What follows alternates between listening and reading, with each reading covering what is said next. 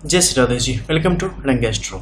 आज हम बात करने जा रहे हैं 3 क्रॉस और एक ट्राइडेंट यानी कि त्रिशूल के प्रभाव के बारे में और पूर्ण रूप से उसका प्रभाव किसी व्यक्ति के जीवन में किस प्रकार से आता है इसके संबंध में गौर से देखिएगा ताकि चीज़ों को सही ढंग से समझ सके। बिकॉज यूट्यूब पे अगर रियल एस्ट्रोलॉजी जाननी है तो रंग एस्ट्रो के अलावा आपके पास कोई भी विकल्प होता ही नहीं। तो शुरुआत करेंगे सबसे पहले हम सूर्य के इस पर्वत क्षेत्र पे बने हुए इस क्रॉस से। जब भी सन के माउंट पे छोटा या बड़ा कैसा भी क्रॉस बने तो ये आपके आने वाले समय के संघर्ष को स्पष्ट तौर पे दर्शाने का काम करता है। चाहे वो आपकी फिनेंशियली लाइफ हो, चाहे वो आपकी फैमिली लाइफ हो, सोशल लाइफ हो और किसी भी तरीके के जीवन के पहलू हो, उन सबको ये प्रभावित करने का काम करता है। ऐसा व्यक्ति अपने जीवन में चाहे कितना भी अर्जित कर ले फिर भी उसके पास बचने की स्थिति कुछ नहीं रहती है और जहाँ तक हो सके कुछ न कुछ लोन और कर्ज की स्थिति हमेशा इनके ऊपर चढ़ी ही रहती है।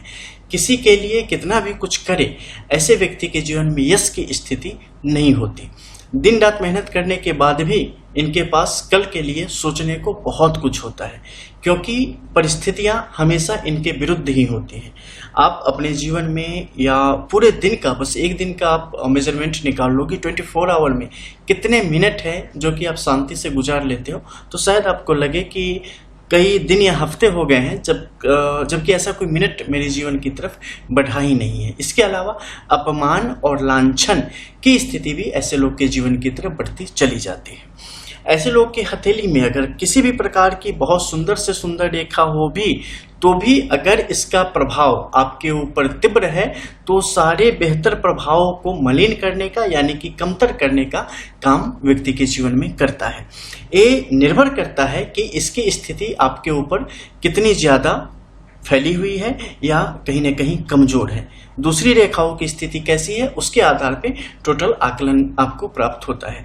जैसा कि अभी आपने देखा इस क्रॉस के संबंध में, अब हम बात करेंगे इस मध्य के क्रॉस के संबंध में। जब भी किसी व्यक्ति के हथेली में, खासकर दोनों हथेली में सुस्पष्ट यानी कि बिल्कुल एक लकीर के द्वारा बिना कहीं से खंडित हुए स्पष्ट क्रॉस का चिन्ह बनता है, ऐसे लोग निश्चित ही आला दर्जे के बुद्धिमान होते हैं। चीजों को समझने का जो इनका नजरिया होता है, देखने का जो इनका नजरिया होता है, समझने का तरीका होता है वो काफी आला दर्जे का होता है। आप सामान्य के व्यक्ति जितनी दूर देख पाएगा ये व्यक्ति उससे काफी कोसों आगे तक देख पाने की स्थिति में हो जाते हैं। लेकिन इनके साथ 2-3 कॉम्प्लिकेशंस हमेशा आपको देखने को मिलेंगे। एक, सब्र की कमी, इनके पास पेशेंस का अभाव होता है। इसके अलावा इनका गुस्सा बड़ा तीव्र होता है, ये बहुत जल्दी उत्तेजित होते चले जाते हैं। ऐसे लोग अपने जीवन में जो भी उद्देश्य बना लेते हैं उसकी पूर्ति के लिए पूर्ण रूप से समर्पित होते चले जाते हैं। ऐसे लोगों के जीवन में भावनाएं इनके लिए अत्यधिक महत्वपूर्ण होती है। जीवन के अलग अलग कालखंड में इनके लिए प्राथमिकताएं बदलती चली जाती हैं और उसके ऊपर इतना निर्भर हो जाते हैं या कहें कि और बिल्कुल बाकी जगहों से इस कदर नजरें फेर लेते हैं कि जब बाद में इनकी आंखें खुलती है तो इन्हें पता चलता है कि काफी कुछ मैंने उस दरमियान गंवा दिया है। तो इनकी चाल बिल्कुल वैसी ही है जैसी आप खरगोश और कछुए की कह सकते हैं कि खरगोश के पास ज्यादा जल्दी पहुंचने की शक्ति होती है लेकिन वो पहुंच नहीं पाता है। बिल्कुल वैसे ही कंडीशन इनके साथ हो जाती है। कई दफे चीजें समझ में आने के बावजूद भी ये उसे प्राप्त नहीं कर पाते हैं और उस कारण जीवन में कहीं ना कहीं पीछे रह पाने की स्थिति आती चली जाती है। साथ ही इन्हें कभी किसी पर विश्वास नहीं करना चाहिए। विश्वास की स्थिति इनके लिए सबसे ज्यादा भयानक होती है।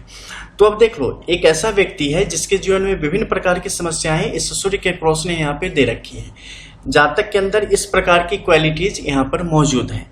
और फिर नीचे आ गए हम जीवन रेखा के क्षेत्र में जहां पर एक क्रॉस की स्थिति विद्यमान है। कैसे विद्यमान है तो जीवन रेखा की शुरुआत में आप देखेंगे तो जीवन रेखा बिल्कुल टूट के आगे की तरफ बढ़ी है। एक मध्य की रेखा ने इसे आपस में जोड़ने का काम किया है और जिस रेखा ने जोड़ा है वो रेखा मस्तिष्क रेखा के रूप में यहाँ पर विद्यमान है जो कि 3 अवस्थाओं में अलग अलग शाखाओं के रूप में यहाँ विभक्त होके दिख रही है। लेकिन त्रिशूल के रूप में आप इसकी गणना नहीं कर सकते क्योंकि चतुर्थ रेखा नीचे की तरफ आके जुड़ी है। ये जातक के जीवन के शुरुआती दिनों में जातक के ऊपर विभिन्न प्रकार के अकाल मृत्यु के दोषों को दर्शाने का कार्य करती है जिससे जातक बाल बाल बच के जातक अपने जीवन में आगे की तरफ बढ़ते हैं। लेकिन जब मध्य के क्षेत्र में आते हैं और जीवन रेखा की स्थिति को आप देखते हैं तो पता चलता है कि इसकी स्थिति काफी डावाडोल होकर आगे की तरफ बढ़ रही है। साथ ही जो मंगल की रक्षक रेखा है उस रेखाओं के ऊपर भी प्रवाह बहुत ही तेज है और इसे एक तरीके से आप कह सकते हैं प्रहार, यानी कि इनके ऊपर बहुत तेज आक्रमण हो रहा है, जिसके कारण ये रेखा बचाने की स्थिति में नहीं है और यहाँ का सीधा क्रॉस जीवन पर एक स्पष्ट संकट की स्थिति को दर्शाने का कार्य करता है। और इसका प्रभाव आप देखेंगे तो ये मस्तिष्क रेखा तक चलता चला गया है। मस्तिष्क रेखा तक चलते चले जाने का मतलब है कि पारिवारिक जीवन में, आर्थिक जीवन में भी स्पष्ट तौर पे समस्याओं को ये बढ़ाने का कार्य करता चला जाता है। अब हम बात करेंगे ऊपर की तरफ बनने वाले त्रिशूल को। शनि के क्षेत्र में त्रिशूल यानी कि जातक के जीवन में सत्यता, जातक के जीवन में प्रेम, जातक के जीवन में अनुशासन, इन सब का बहुत ही ज्यादा महत्व है। आध्यात्मिक तौर पे जातक ने बहुत उन्नति कर रखी है और जातक किसी भी स्थिति में अपने जीवन को संवारने के लिए या बेहतर करने के लिए गलत रास्तों का चयन नहीं करेंगे, गलत चीजों का चयन नहीं करेंगे, भ्रष्टाचार नहीं करेंगे, किसी भी प्रकार से मतलब जो इन्हें प्राप्त नहीं है, मेहनत से प्राप्त नहीं होने वाली है, वैसा पैसा, वैसी खुशी, वैसी प्रॉपर्टी या किसी भी प्रकार की वैसी चीज को स्वीकार अपने जीवन में नहीं करेंगे।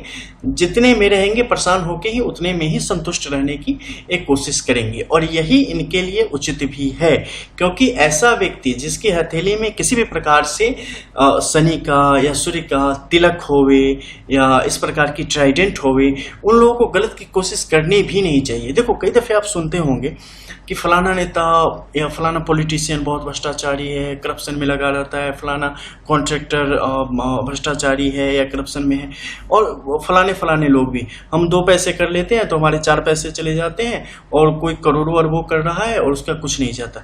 भैया देखो एक बात बताओ, अगर बिच्छू आपको डंक मारता है तो क्या उसे पाप लगेगा? नहीं लगेगा, क्योंकि उसका धर्म है। लेकिन क्या आप अगर उसे मारोगे तो आपको पाप नहीं लगेगा? ठीक उसी प्रकार से दुनिया में 2 चीजें हैं, जैसे दिन और रात है ना, वैसे ही देवता और शैतान है। अब जो पूर्ण रूप से भ्रष्टाचार में ही लिप्त है या जिसकी नियत ही वैसी है या नियति ही वैसी है, अगर कोई शैतान भ्रष्टाचार करता है तो उसे पाप नहीं लगेगा, उसे पाप तब लगेगा जब वो देवता बन जाएगा। ठीक है, तो अगर आपके हृदय में तनिक भी संस्कार है, धर्म है, और तब अगर आप करते हो तो आपने जो किया है भ्रष्टाचार या जो गलती करी है उसका भुगतान आपको करना पड़ेगा।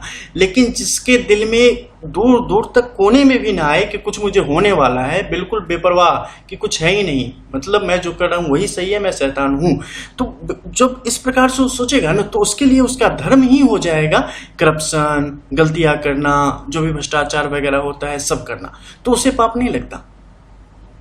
पाप उसे लगता है जो धर्म और अधर्म के बीच में फंसा हुआ है।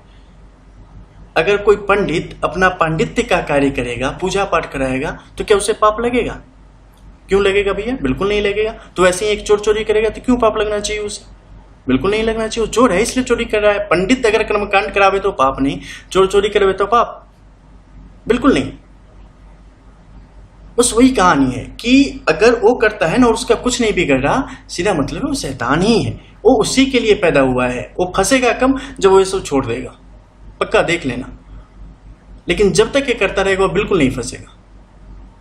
तो उसके चक्कर में मत पड़ो कि वो इतना करके वहां पहुंच गया और फलाना करके, नहीं। सबकी अपनी अपनी दौड़ है, सबका अपना किरदार है। जो अपना किरदार 100% जिएगा ना, या देखो दुनिया में 2 ही का नाम है, या कुख्यात या विख्यात। तय आपको करना है, धर्म की तरफ हो या अधर्म की तरफ। जिसकी तरफ हो 100% रहो। किसी एक चीज तो ईमानदारी कर लो। अच्छी चीज धर्म होती है तो धर्म की तरफ ही रहना चाहिए, लेकिन दूसरे को देख के कलेश संताप मत करो। सब अपनी जिंदगी जी रहे हैं, आप जिसमें हो उसे बढ़ाने की कोशिश करो। ठीक है, तो यहां पर जो त्रिशूल की स्थिति है ना, ये जातक के लिए अत्यंत बेहतरी का काम करने वाला है, जातक के जीवन को समृद्ध करने का कार्य करने वाला है।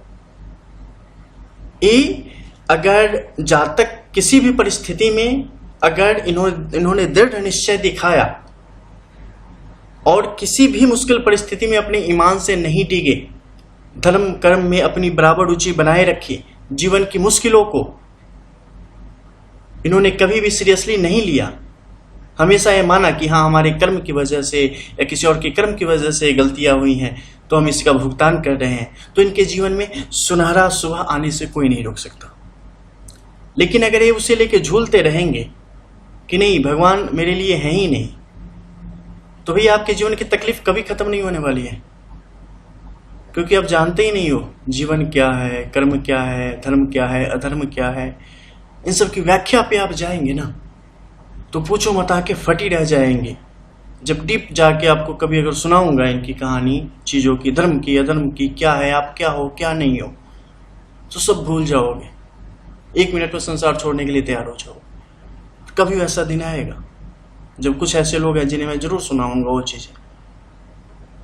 तो इस तरीके से आपने इनके प्रभाव के बारे में जाना। आगे भी हम नेक्स्ट वीडियो में काफी कुछ नई चीजों को जानेंगे। मिलते हैं, तब तक के लिए जय जय श्री राधे।